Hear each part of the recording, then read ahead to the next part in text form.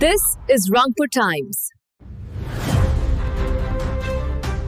প্রধান উপদেষ্টা বাংলাদেশের 4টি প্রধান দলকে আহ্বান করেছিলেন দেশের বর্তমান পরিস্থিতি নিয়ে আলাপ আলোচনা করার জন্য এবং এ ব্যাপারে সরকারকে পরামর্শ এবং সহযোগিতা দেওয়ার। একটি দলের ভিতরে বিএনপি, জামাত ইসলামী, ইসলামী আন্দোলন এবং এনসিপি, এই মুহূর্তে 4টা দলকে দেওয়া হয়েছে এবং সেখানে আরো কিছু উপদেষ্টারা ছিলেন।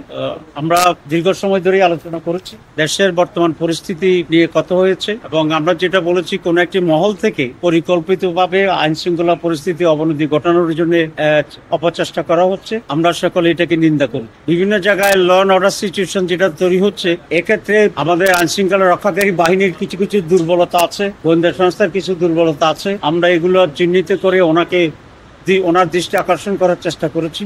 যে দু একটি ঘটনা ঘটছে, বিশেষ করে গতকালকার যে মর্মান্তিক ঘটনা, এটার জন্য আমরা সকলেই দুঃখ শোক প্রকাশ করেছি, সমবেদনা জ্ঞান করেছি পরিধির মধ্যে। এবং যে সমস্ত 25 শিশুরা শহীদ হয়েছে তাদের পরিবারে যথাযথ সহযোগিতা করা, কম্পেনসেশন দেওয়ার কথা আমরা বলেছি।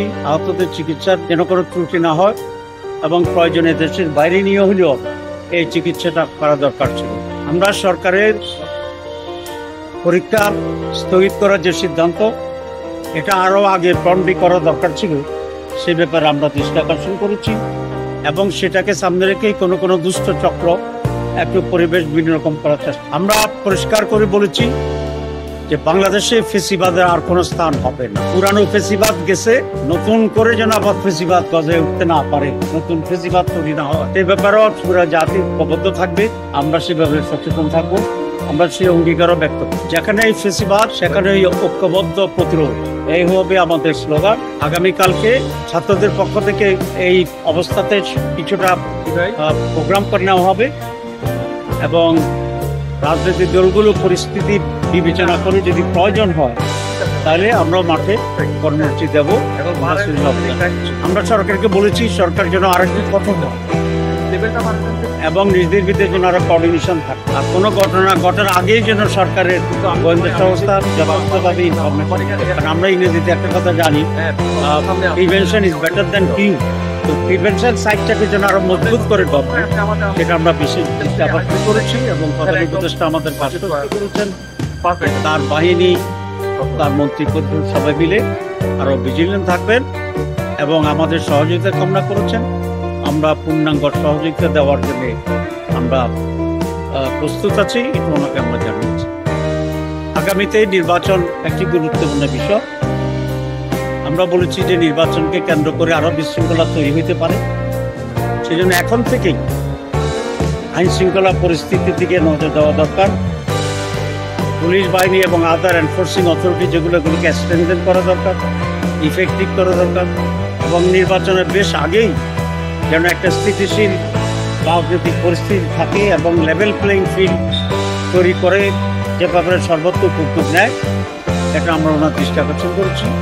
এবং লেভেল প্লেইং ফিল্ড তৈরি করার পরেই এখানে একটা অবাধ, সুস্থ এবং নিরপেক্ষ নির্বাচন যাতে হয়, সেই ব্যাপারে উদ্যোগ গ্রহণ করার জন্য আমরা বলছি। আমরা বলেছি নির্বাচন যদি সুস্থ হয়, সঠিক হয়, তাহলে একটি প্রপারলি ডেমোক্রেটিক্যালি এবং প্রপার ভোটের মাধ্যমে যদি কোনো গভর্নমেন্ট নির্বাচিত হয়, সেটি বাংলাদেশের রাজনৈতিক পরিস্থিতির জন্য একটি উত্তম সলিউশন হবে।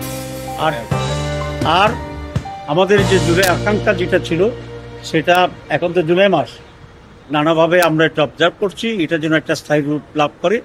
বিশেষ করে ঐক্যমত্য কমিশনে আমরা কাজ করছি, সেখানে প্রয়োজনীয় যে সমস্ত সংস্কার প্রয়োজন, সেগুলোর ব্যাপারে যেন আমরা ঐক্যমত্যে পৌঁছতে পারি। যারা কিছুটা ভিন্নতা করছেন তারা ওই ব্যাপারে যেন কিছুটা সহযোগিতা করে আমাদের জুলাই সনদ তৈরি করতে যেন আমরা পারি, সেটা আমরা দেখব। কোনো মহল থেকে বলা হচ্ছে যে নানা সংস্কার ইত্যাদি বলে নির্বাচন ডিলে করার ষড়যন্ত্র হচ্ছে কিনা।